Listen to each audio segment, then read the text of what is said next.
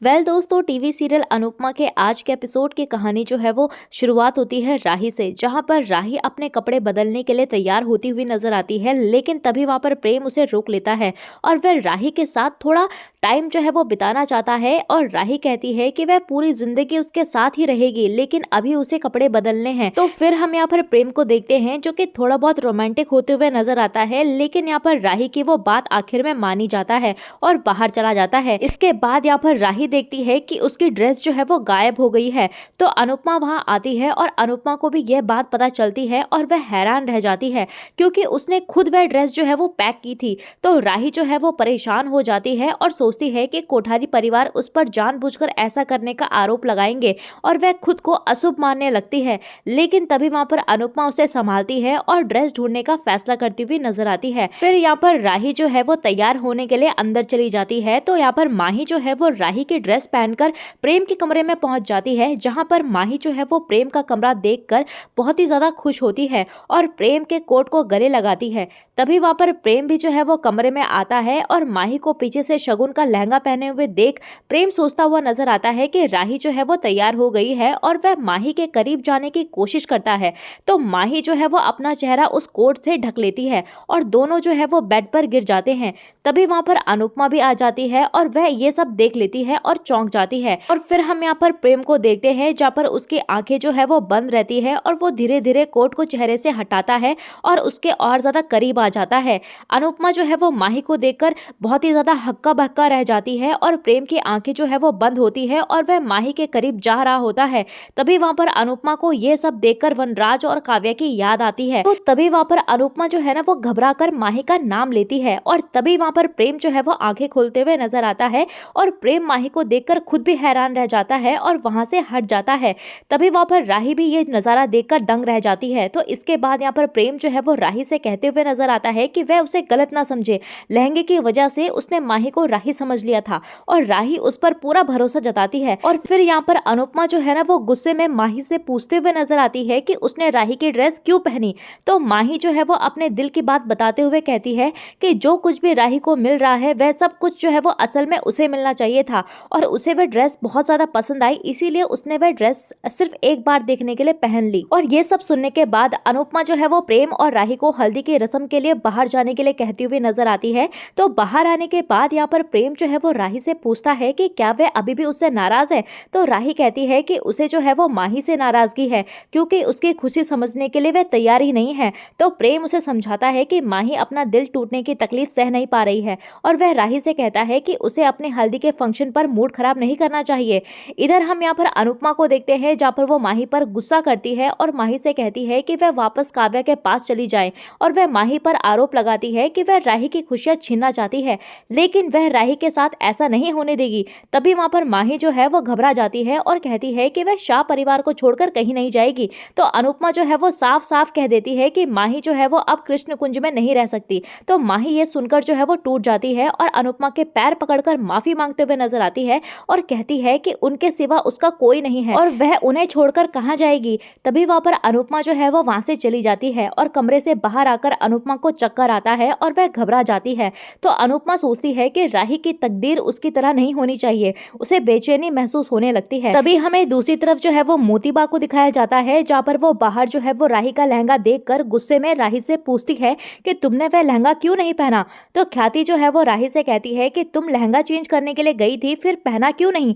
तो प्रेम जो है वो राही को बचाने के लिए कहते हुए नजर आता है कि राही ने वह लहंगा पहना था, लेकिन वह लहंगा जो है ना वो मुझे थोड़ा ओवर लग रहा था और वैसे भी मुझे राही जो है वो सिंपल कपड़ों में ही ज्यादा पसंद है, इसीलिए मैंने ही राही को वह लहंगा चेंज करके वापस यह लहंगा पहनने के लिए कहा था। तो मीता कहती है कि इस सिंपल लहंगे में फोटोज देखकर लोग क्या कहेंगे। तो इस पर प्रेम कहते हुए नजर आता है कि हमारे चेहरे पर इतनी खुशी हो कि लोगों का ध्यान कपड़ों पर जाएगा ही नहीं। और तभी वहां पर मीता कहते हुए नजर आती है कि खुशी तो सिर्फ घर वालों के लिए होती है, लोग तो कपड़े, स्टाइल, फैशन सब देखते हैं। तो इस पर प्रेम कहते हुए नजर आता है कि रस्में तो हम अपनों के लिए और अपने लिए करते हैं, तो उनमें क्या फर्क पड़ेगा।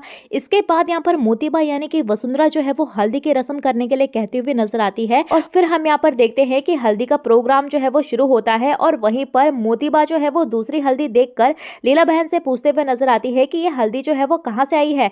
तभी वहाँ पर लीला बहन बताती है कि ये हल्दी जो है वो हम लेकर आए हैं और मोतीबा कहने कहने लगती है कि आपने तो ये हल्दी जो है वो पंसारी की दुकान से मंगवाई होगी, लेकिन हमारी हल्दी जो है वो मेघालय से मंगवाई गई है।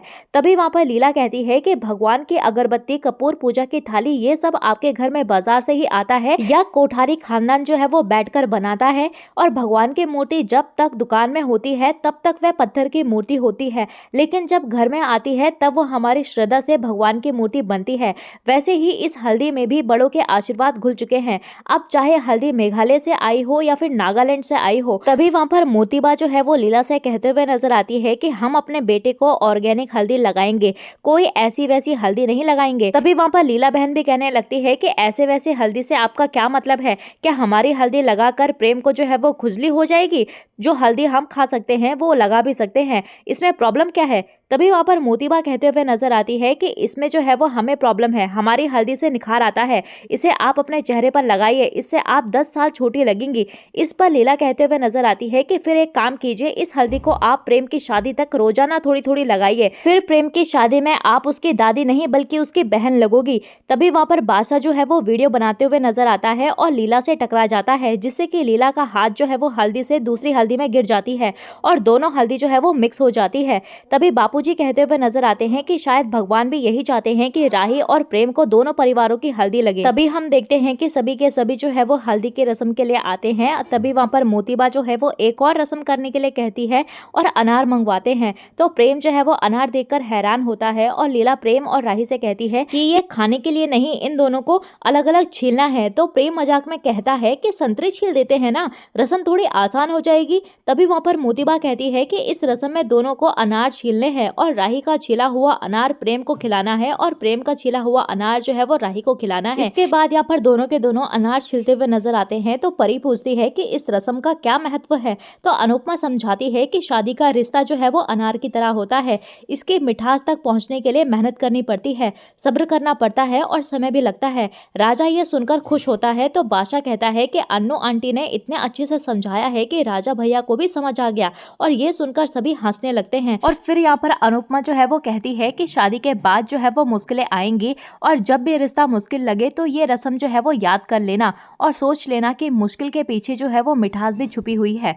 शादी चाहे लव मैरिज हो या फिर अरेंज मैरिज हो, मेहनत दोनों में करनी पड़ती है, संभालना दोनों को पड़ता है। अगर तुम्हें लगता है कि शादी जो है वो मंजिल है तो ऐसा नहीं है। शादी एक सफर है जिसमें हर रोज चलना पड़ता है और रोज कोशिश करते रहना पड़ता है। इसके बाद यहाँ पर प्रेम और राही जो है वो एक दूसरे को अनार खिलाते हैं और सभी खुश होकर तालियां बजाते हैं। और इसके बाद जो है वो हम देखते हैं कि हल्दी की रस्म जो है वो शुरू होती है और सभी प्रेम और राही को हल्दी लगाते हैं। प्राग और ख्याति जो है वो हल्दी लगाते हैं, तब प्रेम उन्हें नजरअंदाज करता है। फिर सब लोग मिलकर जो है वो खुशी खुशी दोनों को हल्दी लगाते हुए नजर आते हैं। और इसके बाद यहाँ पर गौतम और प्रार्थना हल्दी लगाने आते हैं। तब राही जो है वो गौतम को देखती है और गौतम अपने प्लान के बारे में सोचता है और मन ही मन के अंदर खुश हो रहा होता है। तभी वहां पर अनुपमा भी जो है वो गौतम को शक की निगाहों से देखती है और इसी के साथ जो है वो एपिसोड खत्म होता है। अगले एपिसोड में देखने को मिलेगा कि हल्दी की रस्म में राही के पिता की एंट्री होती है और वह राही से कहते हैं कि तुमने बहुत मुश्किलें देखी हैं, लेकिन अपनी माँ की तरह बार में नाचने का काम नहीं किया।